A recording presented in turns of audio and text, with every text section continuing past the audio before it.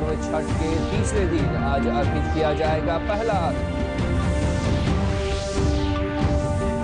छठ के अवसर पर जारी किया गया डाक टिकट।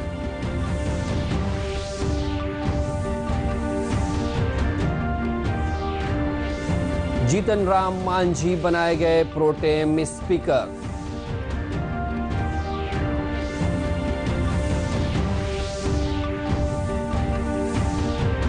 और नवनियुक्त मंत्रियों का गृह जिले में किया जा रहा है स्वागत।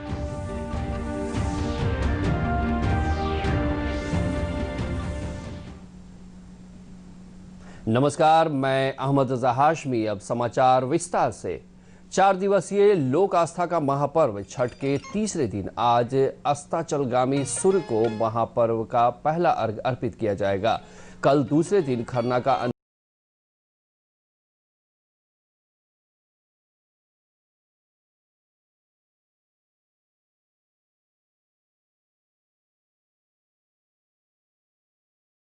गंगा घाटों पर जिला प्रशासन और नगर निगम ने अपनी तैयारियां पूरी कर ली है। इसके तहत सभी घाटों पर एनडीआरएफ और एसडीआरएफ की तैनाती कर दी गई है।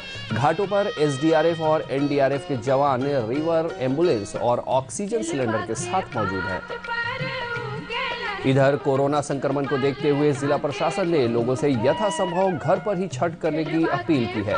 जिलाधिकारी कुमार रवि ने शहरवासियों से अपील की है कि छठ पर्व पर व्रती अपने अपने घरों में ही भगवान सूर्य को अर्घ दें। साथ जिला प्रशासन ने छठव्रतियों की सुविधा के लिए सभी घाटों पर समुचित तैयारी की है, पर्याप्त व्यवस्था की है ताकि उनको कोई कठिनाई नहीं हो।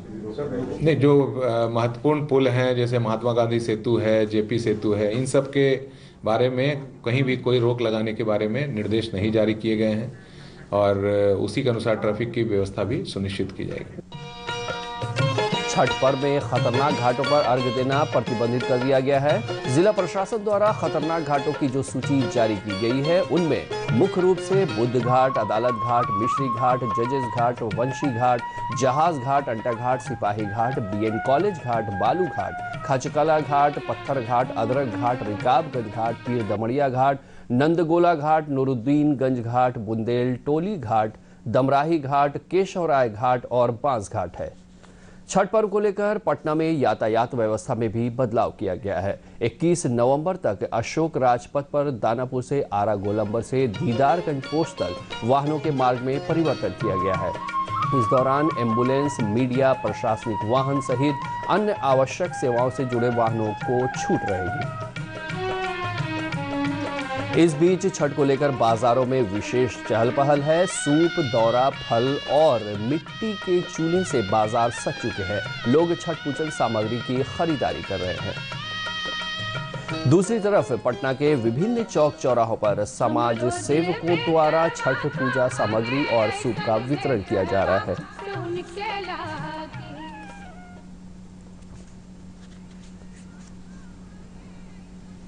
लोक आस्था के महापर्व छठ के अवसर पर पटना में सांप्रदायिक सौहार्द और एकता की मिसाल देखने को मिल रही है। पटना सिटी के आदर्श घाट के किनारे मुस्लिम महिलाएं गंगा घाट जाने वाले रास्तों पर झाड़ू लगाकर साफ सफाई कर रही हैं। पूर्व स्थानीय पार्षद मुमताज जहां ने बताया कि वे कई वर्षों से छठ के अवसर पर घाटों की सफाई करती आ रही हैं। जो आएंगी वहाँ पे उनको कोई कष्ट ना हो, परेशानी ना हो, उनकी सुविधा के अनुसार जो है पूरी साफ सफाई की व्यवस्था की जाती है। छठ की हार्दिक शुभकामनाएं, बधाई भी देती हैं तमाम मुस्लिम महिलाएं। डाक विभाग ने छठ महापर्व के अवसर पर माई स्टाम्प जारी किया है। नई दिल्ली में केंद्रीय संचार मंत्री रविशंकर प्रसाद ने टिकट का विमोचन किया। माई स्टाम्प किसी व्यक्ति या विशेष महत्व वाले अवसरों और सांस्कृतिक विरासतों के प्रसंग में उनके महत्व को बढ़ाने वाला है। डाक टिकट की इस पहल से बिहार परिमंडल का महत्व भी बढ़ा है।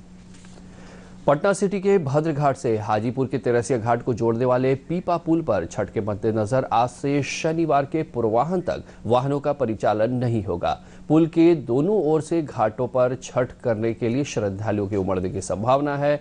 शनिवार को दोपहर बाद पीपा पुल पर वाहनों का आवागमन शुरू हो जाएगा। मेवालाल चौधरी ने शिक्षा मंत्री के पद से इस्तीफा दे दिया है। राज्यपाल फागू चौहान ने मुख्यमंत्री नीतीश कुमार की सलाह पर भवन निर्माण मंत्री अशोक चौधरी को अगले आदेश तक शिक्षा विभाग का अतिरिक्त कार्य आवंटित कर दिया है। श्री मेवालाल ने कल शिक्षा मंत्री का पदभार ग्रहण करने के कुछ ही घंटों बाद अचानक इस्तीफा दे दिया था। ऐसा माना जा रहा है कि विपक्ष के द्वारा उन पर लगाए जा रहे भ्रष्टाचार के आरोपों के दबाव में आकर उन्होंने इस्तीफा दिया है। श्री मेवालाल चौधरी मुंगेर जिले के तारापुर के जदयू विधायक हैं। सबौर विश्वविद्यालय के कुलपति रहने के दौरान श्री चौधरी पर नियुक्ति घोटाले का आरोप है। साथ ही वे विश्वविद्यालय में भवन निर्माण संबंधित घोटाले में भी आरोपित है। वर्तमान राष्ट्रपति रामनाथ कोविंद जब बिहार के राज्यपाल थे तब उन्होंने इस मामले में जांच के आदेश दिए थे। राज्यपाल के आदेश के आलोक में श्री चौधरी पर कुलपति पद के दुरुपयोग को लेकर प्राथमिकी दर्ज हुई थी। रिपीट कर रहे हैं कि मेरे अगेंस्ट कुछ है ही नहीं, कोई तथ्य नहीं है, निराधार है, बेबुनियाद है और कुछ नहीं। सर, ये तो आपका दावा है, लेकिन मामला तो कोर्ट में अभी भी लंबित है। मामला कोर्ट में लंबित है, उसका इंतजार कर लीजिए ना, आप उसके बाद सवाल कीजिएगा। जब मामला कोर्ट में लंबित है तो आप इंतजार कर लीजिए ना। अभी कैसे आप कैसे आप सुन लीजिए। आप सवाल ये है, एक सवाल ये है, सवाल एक ही है, आप लोग खुद अगर अपना इंफ्रा ड्रॉ कर लें तब तो कोई बात नहीं। हम जब एक सवाल में जवाब दे दिए कुछ नहीं होता। वक्त है कॉमर्शियल ब्रेक का। हमारे साथ जुड़े रहिए अन्य महत्वपूर्ण समाचारों के लिए।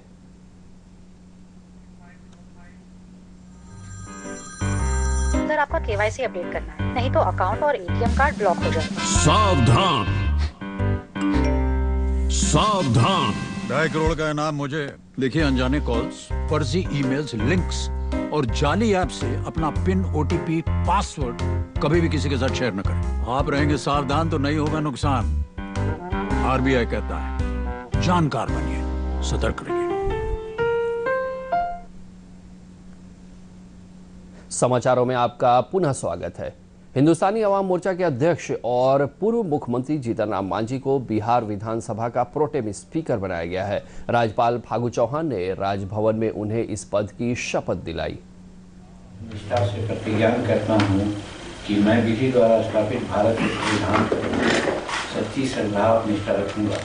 मैं भारत की प्रभुता और अखंडता अक्षुण्ण रखूंगा तथा जिस पद को मैं ग्रहण करने वाला हूँ उसके कर्तव्यों का श्रद्धापूर्वक निर्वहन करूंगा।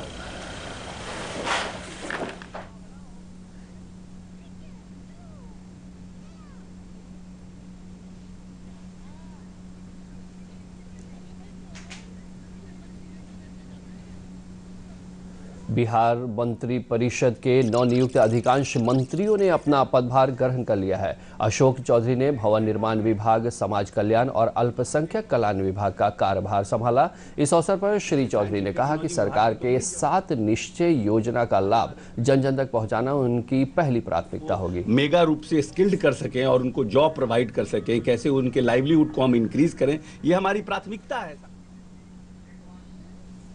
प्रदेश में नवगठित मंत्रिमंडल के विभिन्न मंत्री पदभार ग्रहण करने के बाद अपने अपने क्षेत्रों के दौरे पर हैं। इस कड़ी में उप मुख्यमंत्री तारकिशोर प्रसाद कटिहार पहुंचे, जहां उनका नागरिक अभिनंदन किया गया।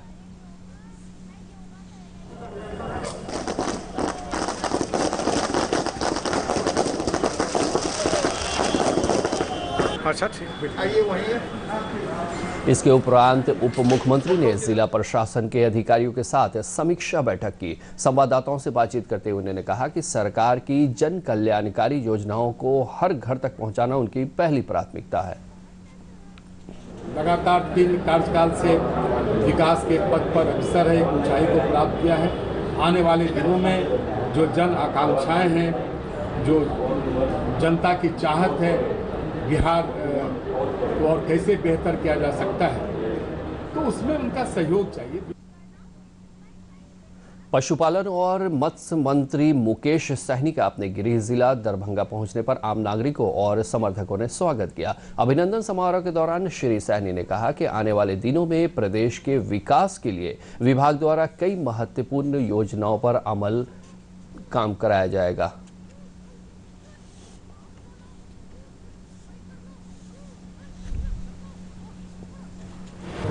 और निश्चित तौर पे जो हमें मंत्रालय मिला है उस पर बहुत हद तक हम लोग काम करेंगे। और आपको पता ही है कि निषाद समुदाय से आते हैं और मत्स्य पशुपालन मंत्रालय हमें मिला है, तो इसमें बहुत कुछ काम करेंगे, खास करके निषाद समुदाय के लिए, बिहार के 12 करोड़ जनता के लिए।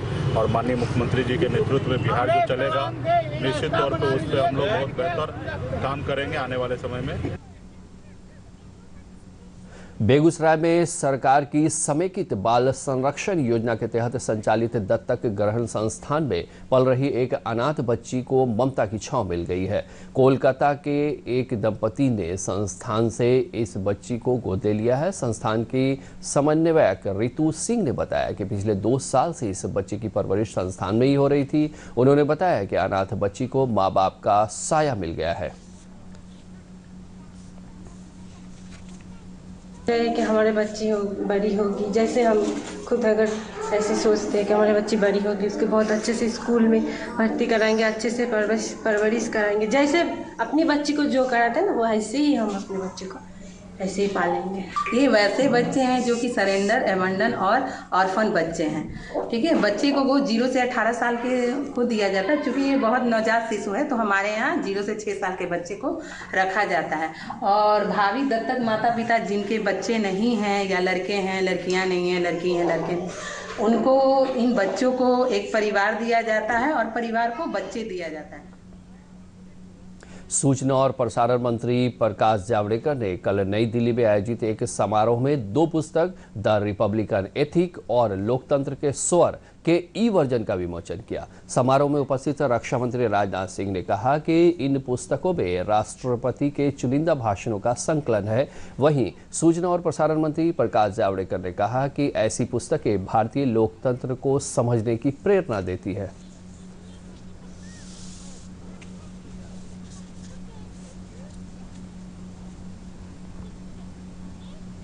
गरीबों की सेवा के प्रति वो बहुत ही समर्पित रहे हैं। विनम्रता, शालीनता। जब कभी वो भाषण करते हैं तो स्वाभाविक रूप से उनके भाषणों में भगवान बुद्ध की चर्चा होती है, कबीर की चर्चा होती है, महात्मा गांधी की चर्चा होती है, बाबा साहब भीमराव अंबेडकर की, पंडित दीनदयाल जी उपाध्याय की। इन सब सारे लोगों के संबंध में कुछ न कुछ उनकी उक्तियां, कुछ न कुछ उनके कथन, इसका उल्लेख राष्ट्रपति महोदय अपने भाषणों में बराबर करते रहते हैं। समाज के शोषित, दलित, पिछड़े ऐसे जो लोग हैं, उनके जीवन स्तर को कैसे ऊपर उठाया जाए, इसके बारे में भी समय समय पर उन्होंने चर्चा की है। और मैं मानता हूं कि ऐसी किताबें ये निश्चित रूप से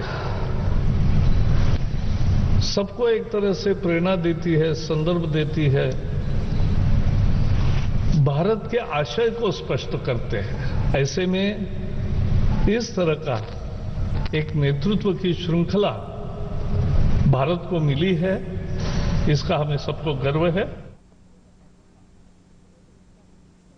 अंत में मुख्य समाचार एक बार फिर से।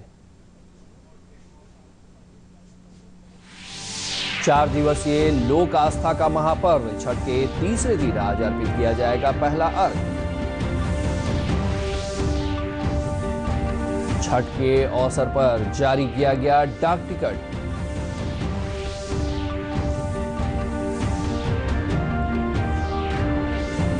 जीतन राम मांझी बनाए गए प्रोटेम स्पीकर।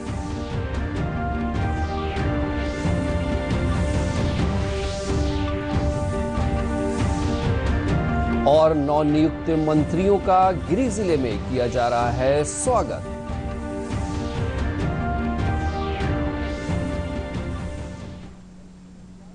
तो ये थी अभी तक की खबरें। कोरोना से बचाव के लिए हमेशा 2 गज की दूरी बनाएं, हाथों को सैनिटाइज करें और सही तरीके से फेस मास्क लगाएं। नमस्कार।